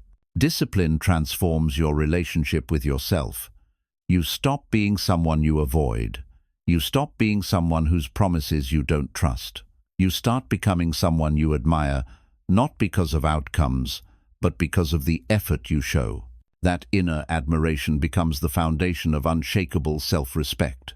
Pain creates emotional discipline. When you push through discomfort repeatedly, you stop reacting based on fear or insecurity. Your responses become measured, intentional, grounded. You learn how to stay centered even when the world around you becomes chaotic. This emotional strength becomes part of your identity. Discipline is the antidote to a fragile mind. The more you challenge yourself, the less sensitive you become to obstacles. What once overwhelmed you becomes easy. What once scared you becomes routine. This resilience is built, not inherited. And pain is the classroom where you learn it. Pain teaches you to let go of perfection. When nothing about the struggle feels ideal, you learn to act without waiting for the perfect mood, timing, or conditions. You get things done even when the circumstances are imperfect. That ability alone separates achievers from dreamers. Discipline turns struggle into structure. Instead of seeing challenges as interruptions, you begin seeing them as ingredients in your growth. Pain becomes part of the formula, not a sign that something is wrong. You start to expect it, prepare for it, and use it to your advantage. Pain reveals your values. The things you are willing to endure discomfort for become the things that truly matter to you. This awareness helps you eliminate shallow pursuits and focus on what aligns with your purpose. Pain becomes a filter that separates the meaningful from the meaningless. Discipline expands your tolerance for pressure. The more weight you carry, the more your capacity grows. Over time, challenges that once required all your strength begin to feel effortless. You become capable of handling responsibilities that once intimidated you. This increase in capacity is how leaders are built. Pain builds courage. Every moment you endure strengthens your belief that you can survive difficulty. Courage is not the absence of fear. It is the willingness to move despite fear. Pain gives you proof that fear cannot stop you. That proof becomes the foundation of your confidence. Discipline teaches you to stop trying to avoid life's challenges. You begin facing them head-on because you know each challenge contains a lesson, a strength, or a transformation. You stop seeing obstacles as threats and start seeing them as opportunities to reinforce your identity. Pain breaks the illusion that growth should feel comfortable. You begin accepting discomfort as the normal cost of improvement. The moment you stop resisting it, your growth accelerates. You stop sabotaging yourself with avoidance and start empowering yourself with endurance. Discipline forces you to confront the parts of yourself you've been protecting, the fears you ignore, the habits you deny, the weaknesses you hide. When you face them honestly, you gain the power to change them. This self-confrontation is the heart of real character development. Pain teaches consistency. When you push through discomfort day after day, you learn to show up whether you feel like it or not. You stop relying on emotional waves to carry you. You become your own engine. This reliability becomes your competitive advantage in every aspect of life. Discipline creates inner peace, not because life becomes easier, but because you become stronger. When you know you can endure discomfort, fear loses its power. When you know you can survive struggle, anxiety fades. Peace grows not from avoiding pain, but from mastering it. Chapter 7. Step into the identity of the person you want to be. Becoming the person you want to be doesn't happen through wishing, planning, or imagining. It happens through alignment. You rise the moment your actions match the identity you're trying to build. Every choice you make is a vote for who you are becoming. The old you may resist, but resistance is proof that transformation is happening beneath the surface. The identity you want already exists within you, waiting for permission to be expressed. You unlock it through decisions, not dreams. Each time you choose discipline over delay, strength over comfort, purpose over distraction, you breathe life into the version of yourself you admire. Identity is not found, it is forged. To step into a new identity, you must first detach from the one that has kept you small. The old patterns won't leave quietly. They will try to convince you that change is unnecessary, risky, or impossible. But their purpose was survival, not evolution. To rise, you must release the parts of yourself that were built to cope, not grow. Identity is shaped by repetition. The behaviors you practice daily become the personality you express effortlessly. If you want to think differently, act differently. If you want to be stronger, do difficult things. If you want confidence, make promises and keep them. Your new identity requires consistent rehearsal until it becomes your natural way of living. The future version of you is not waiting for more inspiration. They are waiting for more execution. They thrive in structure, commitment, and deliberate action. When you behave like the person you want to become, Before you feel like that person, you accelerate your transformation. Emotion catches up with behavior, not the other way around. Stepping into your new identity requires radical honesty. You must look at where you sabotage yourself, where you shrink, where you repeat patterns that keep you trapped. This honesty is not meant to shame you, it is meant to liberate you. You cannot change what you refuse to acknowledge. The person you want to be already knows how to handle obstacles, fear, and uncertainty, not because they are immune to them, but because they choose differently when those moments arise. They don't react based on emotion, they respond based on vision. They don't fall apart under pressure, they rise through it. Stepping into them means embodying their choices now. Identity changes when you stop asking, "What do I feel like doing?" and start asking, "What would the future me do?" That question is a compass. It points you toward action that aligns with your potential, not your past. Every time you answer it with action, you collapse the distance between who you are and who you want to be. Becoming your future self demands that you outgrow comfort. Growth requires friction, the tension between where you've been and where you're going. This friction is not a sign of failure. It is the birthplace of transformation. The discomfort you feel is the old identity losing its power. To embody your desired identity, you must become the kind of person who acts without waiting. Waiting for motivation, approval, or ideal circumstances is a habit of your past self. Your future self acts. They move first, and clarity follows. They trust effort more than certainty. This shift in behavior is what separates dreamers from achievers. Identity grows through small victories. Every moment you choose discipline reinforces the belief that you are capable. Every moment you resist temptation strengthens the structure of your new personality. Transformation is built in the quiet decisions you make when no one is watching. That is where the real identity work happens. Your new identity requires boundaries with your old habits, old environment, and old self. You cannot live like the person you want to become while keeping the lifestyle of the person you are trying to leave behind. Boundaries protect your evolution. They create space for your new identity to take root. To step into a higher identity, you must stop being loyal to your limitations. Many people protect their weaknesses because they feel familiar, but familiarity is not the same as truth. Just because you've been a certain way does not mean you are destined to remain that way. Your identity is fluid if you choose to shape it. Identity shifts happen when you start acting according to standards, not moods. Moods fluctuate. Standards build character. When you raise the standard for how you show up, your entire personality begins to elevate. You stop behaving like someone who hopes for change and start behaving like someone who expects it. The person you want to become exists on the other side of discipline. Not talent, not luck, not external validation. Discipline. The consistency to do what needs to be done, even when it's uncomfortable. The willingness to put in the work long before the results appear.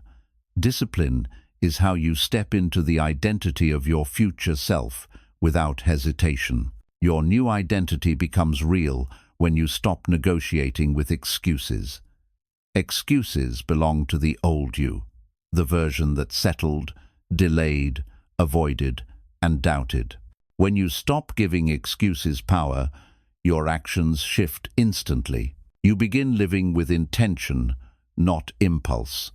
That shift is the foundation of your transformation. Becoming your future self requires that you rewrite the narrative of who you believe you are. The stories you repeat about your limitations become the walls of your identity. But stories can be rewritten. When you challenge the lies you've lived under, "I'm not disciplined," "I always quit," "I'm not strong enough," you shatter their influence on your identity. Your identity changes when your environment changes. Surround yourself with habits, people, and routines that reflect the person you want to become. Environment is the soil of identity. If it is unhealthy, nothing powerful can grow. When you upgrade where you spend your time, you upgrade who you become. Future identity requires future behavior. You cannot think your way into a new life. You must act your way into it. Thoughts alone don't transform you. Action does. The more you behave like your future self, the more familiar that identity becomes, until eventually it stops feeling like a role and starts feeling like home. Stepping into a new identity often means disappointing people who benefited from your old one. The version of you that settled, tolerated, or stayed small made life easier for others. Your growth may challenge their comfort, but you are not responsible for protecting anyone's comfort at the cost of your evolution. Choosing your new identity means choosing your future over your past. Most people allow their history to shape their destiny, but you have the power to break that pattern. Your past self is not qualified to lead your future. Only the identity you're building now is worthy of that responsibility. Identity grows in silence. It grows in the early mornings, the difficult decisions, the sacrifices no one sees. The world notices only when the transformation becomes undeniable, but the real shift happens long before the results are visible. You become your future self privately before the world ever acknowledges it. To step into the person you want to be, you must stop treating your weaknesses as permanent. They are not character traits, they are learned habits. And anything learned can be unlearned. Anything practiced can be replaced. Anything repeated can be reversed. Your identity is more malleable than you realize. Your new identity thrives on clarity. You must know who you want to be, how they think, how they act, how they move through life. Ambiguity keeps you stuck. Precision pushes you forward. When you define the identity you aim for in detail, your brain begins aligning your behavior with that vision.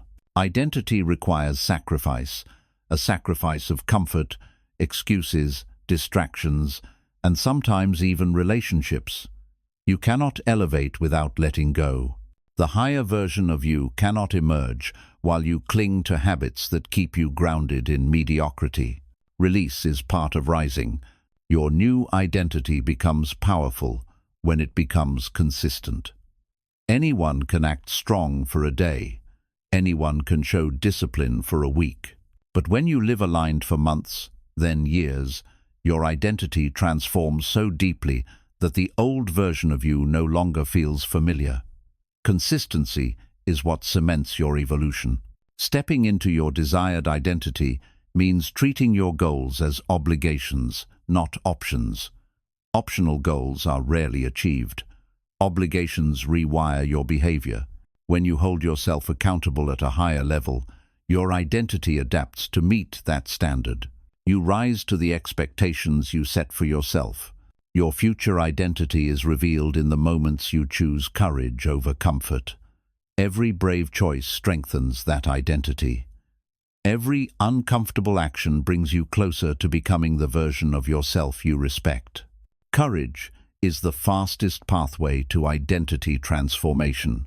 Identity evolves when you prove yourself wrong. When you do something you once believed you couldn't do. When you continue despite fear. When you finish what the old you would have quit. These victories reshape your internal narrative, replacing self-doubt with self-certainty. To embody your new identity, you must stop waiting to feel like that person.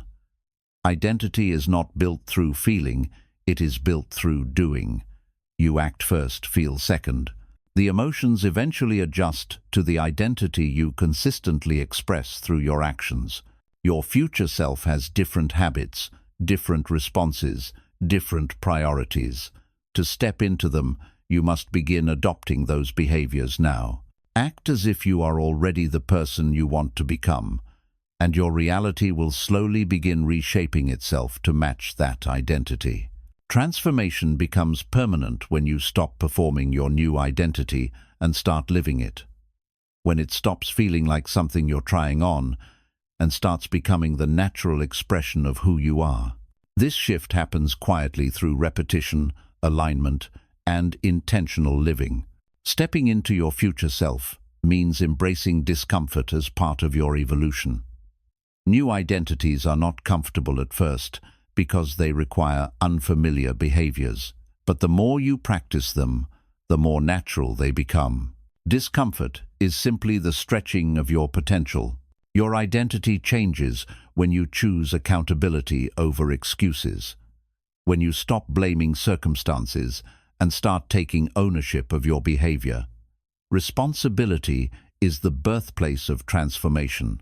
Once you take responsibility for your identity, no excuse can hold you back again.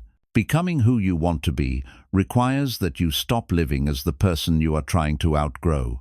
You must stop feeding the patterns that limit you. Stop nurturing the thoughts that weaken you. Stop investing in the habits that sabotage you. Your new identity cannot grow in the soil of your old behaviors. You step into a higher identity by showing up for yourself, even when it's inconvenient. Especially when it's inconvenient. The moments when you least want to act are the moments that define your evolution. Your new identity is built on the days the old you would have quit. Your future self is not created through intensity, but through consistency. Small, repeated actions reshape identity far more than occasional bursts of motivation. Consistency trains your brain to believe that change is possible and eventually inevitable. Identity shifts become unstoppable when your standards no longer negotiate with your emotions. You act according to who you are becoming, not how you feel in the moment. This separation between identity and emotion is the mark of a powerful mind. To step into your future identity, you must build proof. Proof that you can be disciplined, proof that you can be resilient, proof that you can follow through. Identity is built on evidence, and every disciplined action becomes another piece of evidence that reinforces who you are becoming. The person you want to be is not waiting for permission, they are waiting for action. When you finally behave in alignment with that identity, your entire life begins to shift. Opportunities open, confidence grows, direction becomes clear, because identity shapes destiny. Stepping into the identity of your future self requires a level of honesty most people run from. You must confront the traits that once protected you but now restrict you. The defensiveness, the procrastination, the hesitation. These were coping mechanisms, not character. When you see them for what they truly are, you can finally release them and create space for the upgraded version of you to emerge.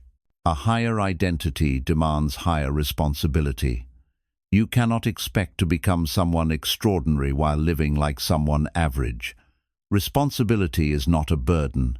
It is the doorway into the life you want. When you take full ownership of your choices, your habits, and your outcomes, you unlock a level of personal power that turns your intentions into reality. Your new identity is strengthened through alignment, doing what matches your vision, even when no one else understands it. You stop seeking approval because you realize approval belongs to your past identity. Growth often feels lonely because you are rising into a version of yourself that others have not yet met. This loneliness is not a warning, it is confirmation. Becoming your future self requires mastering the gap between intention and action. Many people intend to change, but only a few consistently act on that intention. Your new identity thrives in the space where action begins. Each time you follow through, you reinforce the belief that you are someone who executes, not someone who dreams without doing. Identity shifts happen when you choose clarity over confusion. Confusion is often a disguise for fear, a way for your old identity to stall your progress. But when you define what you want, why you want it, and who you must become to get it, confusion dissolves. Your clarity becomes a map that guides your behavior into alignment with your highest potential. You cannot step into your new identity while carrying the emotional weight of your old one. Guilt, regret, doubt, and fear are anchors that keep you tied to who you used to be. Release is essential.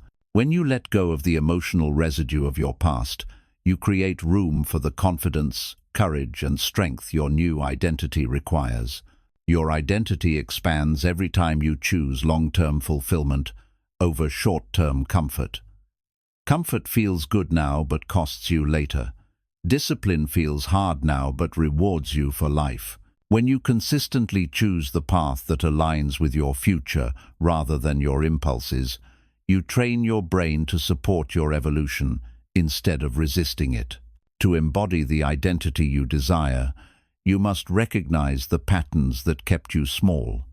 These patterns are subtle: the small delays, the silent doubts, the quiet excuses. They become invisible over time because they blend into your routine. But transformation begins when you expose these patterns and replace them with intentional behaviors that match your future self. Stepping into a new identity means redefining what you tolerate. Your standards rise. Your boundaries sharpen. Your time becomes sacred. You no longer allow behavior from yourself or others that pulls you back into who you used to be. This shift in tolerance is one of the earliest signs that your identity is upgrading. Identity is built through repetition, but it is also broken through inconsistency. When you abandon your commitments, your brain internalizes failure as part of your identity. But when you become someone who follows through, even when tired, busy, or unmotivated, your brain internalizes strength. This internal shift becomes the backbone of your new identity. A powerful identity requires self-respect. Self-respect is not created through affirmations, it is created through action. Each time you keep your promises, push through resistance, and choose growth over comfort, you build respect for yourself. Eventually, this respect becomes the foundation of your confidence, your discipline, and your ability to rise. Visualization is a tool for identity transformation, but it only works when paired with action. Imagining your future self builds connection. Acting like them builds reality. When you link your imagination with behavior, you bridge the gap between who you are and who you want to be. The future becomes a lived experience, not a distant dream. Stepping into your new identity requires choosing progress over perfection. Waiting to act until everything feels right is a trap created by your old self. Your future identity grows through imperfect steps, messy attempts, and consistent refinement. Perfection is not required, movement is. Growth comes from momentum, not flawlessness. Your new identity develops through resilience. You will face setbacks, resistance, and emotional friction not because you are failing, but because your mind is adjusting to a higher version of itself. Do not mistake struggle for misalignment. The presence of difficulties simply means you are expanding beyond your old limits. Identity rising requires emotional discipline. You must learn to separate your actions from your feelings. The old you acted based on mood. The future you acts based on mission. Emotional storms no longer dictate your behavior. Instead, your values, vision, and purpose become the driving force behind your decisions. The identity you want requires that you speak to yourself differently.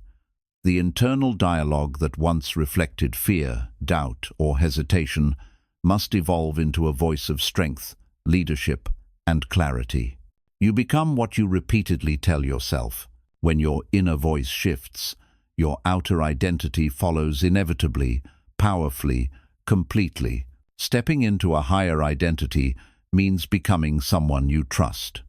Trust is built through consistent alignment between intention and action. When you trust yourself, you no longer second-guess your decisions or sabotage your progress.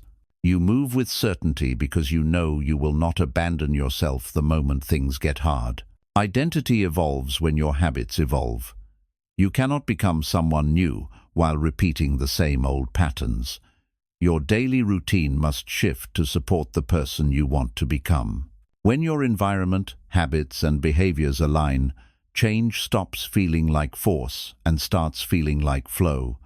Your life begins to rise in harmony with your identity. A stronger identity requires that you stop seeking shortcuts.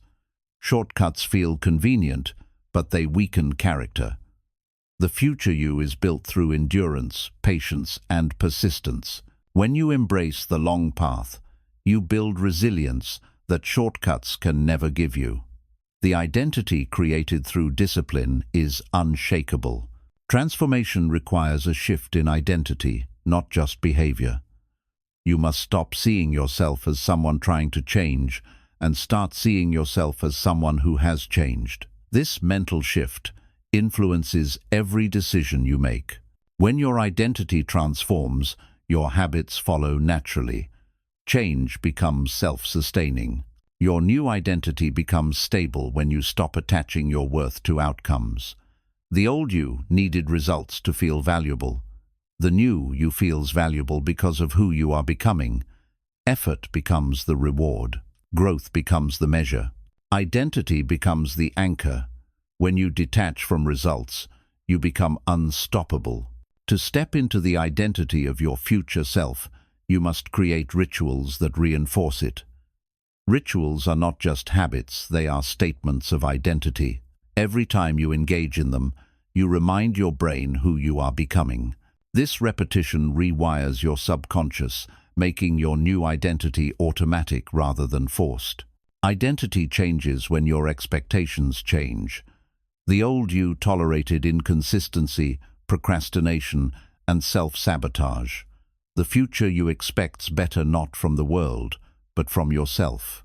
When your expectations rise, your behaviors rise to match them. Eventually, your identity recalibrates to a higher standard. The future version of you is not defined by fear, but by courage. Fear may still exist, but it no longer leads your decisions. Courage becomes your compass. Each time you act despite fear, you reinforce your identity as someone bold, decisive, and capable. Over time, fear loses its power because courage becomes your default response. Stepping into a new identity means eliminating contradictions in your behavior. You cannot claim you want discipline while choosing chaos.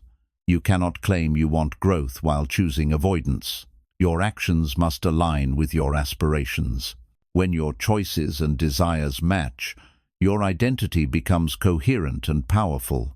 Identity elevation requires directional thinking. The old you reacted to life. The future you creates direction. You make decisions based on where you want to go, not where you've been. You stop drifting and start navigating. You stop hoping and start designing. This shift changes the trajectory of your entire life. Your new identity comes alive when you stop settling.